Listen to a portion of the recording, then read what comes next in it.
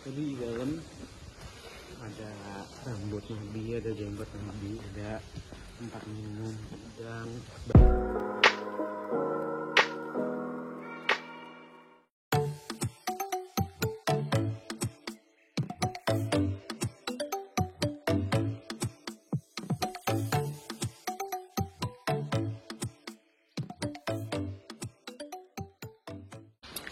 Jadi begitu masuk kita dicek lagi paspornya.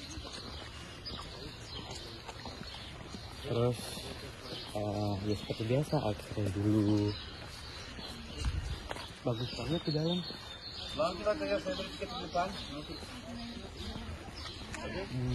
Jadi sekarang itu adanya di panjang jalan.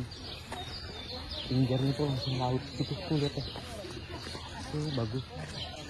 Terus di situ paling keseneng biasanya kalau lagi jalan-jalan terutama di Eropa tenang banget, bahkan sampai suara langkah dan nafas kalian tuh kedengeran banget jelas. Kenapa ya? Karena jarang kendaraan mungkin ya? Atau gimana sih? Tapi beda banget waktu di Turki yang di area Asia sana. Kayak ya lumayan berisik sih. Ini istananya nih guys. Mungkin ya bagian dari istana.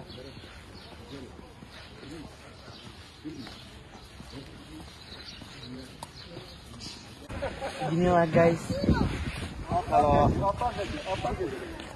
liburannya bukan khusus liburan. Liburannya sampingan, tujuannya kerja.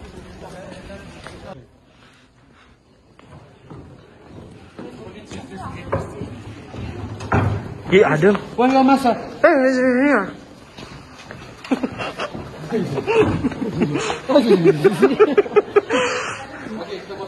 Oke.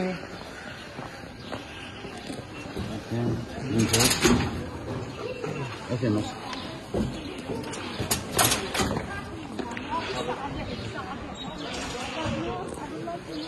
Welcome to my crib. Oke lanjut yuk.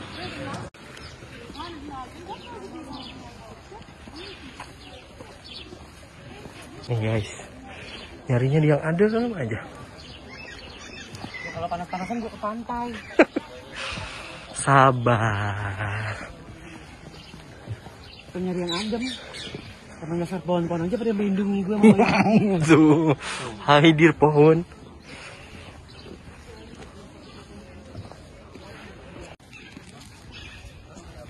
Oke, sekarang kita di Topkapi ya, Topkapi. Bukan T, Topkapi. Kalau atasnya huruf G ada titik I. Ini tapi tanpa kecuali titik. Bacanya Topkapi. Top artinya meriam. Kapu artinya gerbang atau pintu. Jadi istana gerbang meriam. Ini istana ini dibangun pada tahun 1460 sampai 1478. Selama 18 tahun. Dan memang istana ini bagian-bagian. Dan setelah menyatukan Konstantinopel pada Muhammad Al-Fatih harus perlu istana paling gede. Dan pilih lokasi ini dan membangun istana ini. Namanya Istana Topkapi, istana gerbang meriam. Dan tapi di istana ini ada 4 taman dan ada 3 gerbang.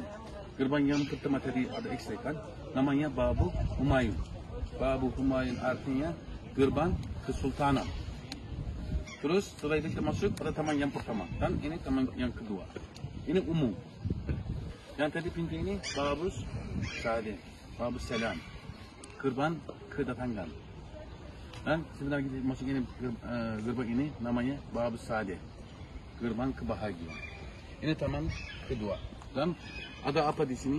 Ini coba lihat sebelah kanan itu dan ada bangunan panjang dan atasnya ada jurabong asap.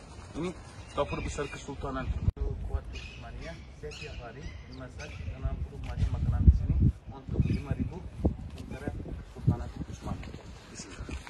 Dan ini yang sebelah kiri ada bangunan 5.000 tentara buat jaga istana. Ya. 5.000. Ya, setiap ini kontrolnya 5.000. Jadi mah cuma bibi ya. Jaga tentara 2 untuk masakin tentara. Iya kan? Pasti no maspor. Tahu harem atau haram? Harem artinya terlarang. Ini sebelah kiri ada bangunan panjang warna putih itu di sana ada harem. Harem artinya haram atau terlarang. Di dalamnya ada sultan sama keluarga. Sampai sekarang. Oh, no. Sekarang tidak ada sultan di Turki. Sekarang republik mengatur sistem pemerintahan. Cuma ada presiden. Dan waktu Sultan itu sebenarnya Sultan sama keluarganya dia. Kalau mau menuju ke sana, harus beli tiket ini extra charge, extra di sana. Dan ini ada keadilan menara itu ini dewan parlemen waktu itu sebenarnya. Dan sekarang lagi renov ini. Dan gimana? Dan anggota dewan kumpul 4 kali di dalam 1 minggu. Tapi pemimpinnya asli Sultan. Oke, sekarang saya kasih info lagi.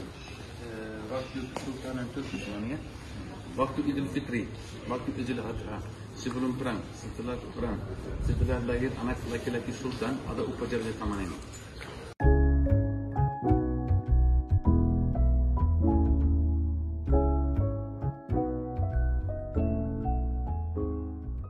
Kita masuk, ini tadi saya bilang, Sekolah bikin ruangan depannya air mancur. Inspirasi baru.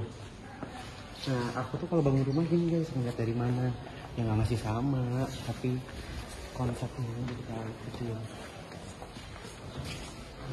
Oke, kita lihat yang kuning itu semua emas dan ada batu sultan ini. Yang mana itu gantung sinar materi jahar materi ini. Semuanya sultan itu. Batu sultan itu. Waktu itu cuma pakai siapa? Sultan. Dan namanya batu sultan atau batu sultan sekarang. Dan semuanya total 240 kilo. Sudah selesai lihat-lihat di tempatnya. Sekarang kita mau lanjut ke lokasi berikutnya ya. Tempat ini perpustakaan sama sekolah anak sultan khusus. Ada guru khusus untuk anak sultan. Ada ini sekolah hadis semua. Ini dia semuanya ada di sana. Dan tempat ini peninggalan Rasulullah. Di dalamnya kita boleh foto kamera. Dan kembali biasa untuk di sana.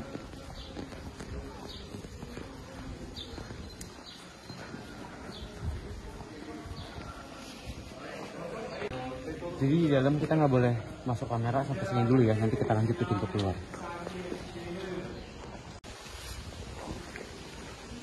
Jadi di dalam ada rambut Nabi, ada jenggot Nabi, ada tempat minum, pedang, baju, macam-macam deh guys.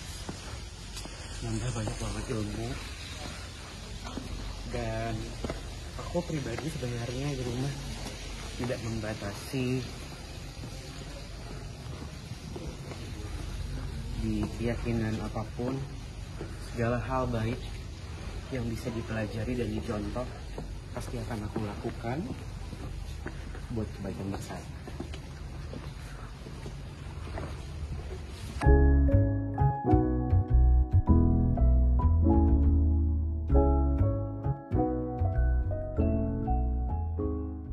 Yang ini Hagia Sophia yang ketiga. Hagia Sophia yang pertama dibangun pada abad 3. Hancur akibat gempa bumi di Konstantinopel. Dan akhirnya membangun Hagia Sophia kedua. Dan hancur lagi akibat perang besar di sini. Dan terus setelah itu membangun Hagia Sophia ketiga. Hagia Sophia ini pada tahun 532 sampai 537. Fungsinya berubah lagi jadi masjid seperti setelah memlengkapi. Dan sekarang fungsinya apa? Masjid, bukan gereja dan bukan museum.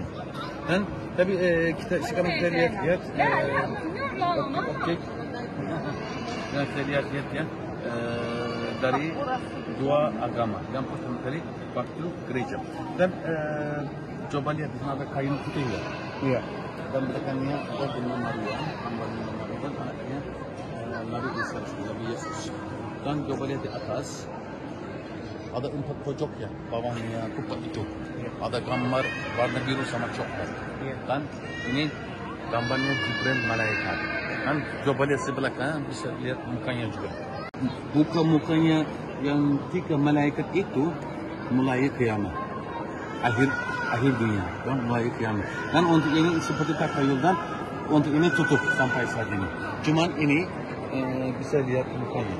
Dan sebelah kiri ini tempat tinggi ini ada lampu kuningnya. Ini tempat sholat khusus sultan.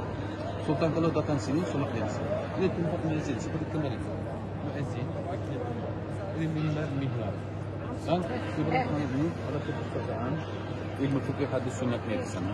Di luar ada 4 menara tambang, ada tempat wudu, ada sekolah anak sultan seperti Topkapı tadi, dan semuanya jadi tambang karena jadi fungsinya jadi museum. Tapi dari lantai ke atas 47 meter, di diameter 34 dan ada 40 jendela untuk masuk ke cahaya matahari di sini. Dan tinggalnya kubah ada suratnya ayat 35.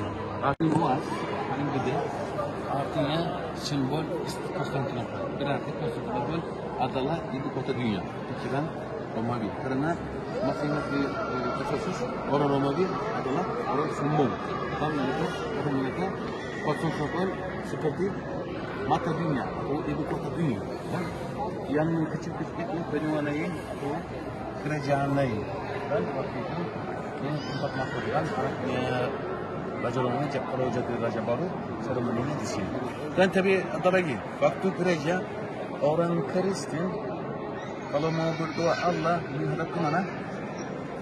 Yerusalem. Kan? Langsung tepat pas. Tapi fungsinya berubah jadi masjid. Orang Muslim kalau mau berdoa menghadap ke mana? Ka'bah. Coba lihat. Arahnya sama. Mimbar, bukan. Mimbar, mihrab, atau tempat muezzin. Sedikit di sebelah kanan. Coba lihat ini. Ini, ya. Karena dari Istanbul, arahnya Ka'bah dan Yerusalem cuma 5 derajat berbeda. Kalau satu menara, 2 menara memang oleh Turki. Seperti kemarin. Ini memang oleh Erdogan. Yang kemarin mencucang baju itu. Tapi sekarang tidak ada sultan. Dia cuma menghormati sultan dan dibangun dan menara. Dan kalau mau foto-foto sebentar setelah itu, exit sebelah ini, sebelah kiri. Lihat foto-foto. Kalau mau foto, Lu nggak mau asal cong di sini, di sini. Gue nunggu di sini.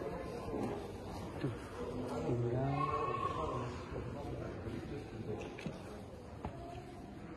31 menit lagi. 31 menit. Sebagai negara yang ada di 2 benua, Asia dan Eropa, di negara ini toleransinya sangat amat tinggi buat semua agama yang ada di dunia ini.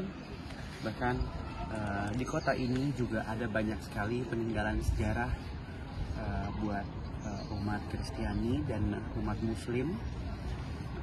Dua agama ini punya banyak sekali sejarah dan peninggalan di Turki, mulai dari tempat ibadah, peninggalan dari zaman dulu, kemudian tempat-tempat bersejarahnya juga. Jadi banyak banget yang aku dapetin di sini, terutama tadi di Hagia Sophia, di mana untuk umat Kristiani beribadah lurus ke arah mimbar, kemudian untuk umat Muslim hanya bergeser 5 derajat karena dari negara ini ternyata arah ibadah untuk umat Kristiani dan Islam itu hanya beda 5 derajat, hampir seperti tidak terlihat, bahkan beberapa di dalam beribadah bersamaan sesuai dengan keyakinannya masing-masing. Wah, bagus banget. Jadi di dalam tuh kayak tenang banget, bahkan orang-orang mendukung satu sama lain. Bagus.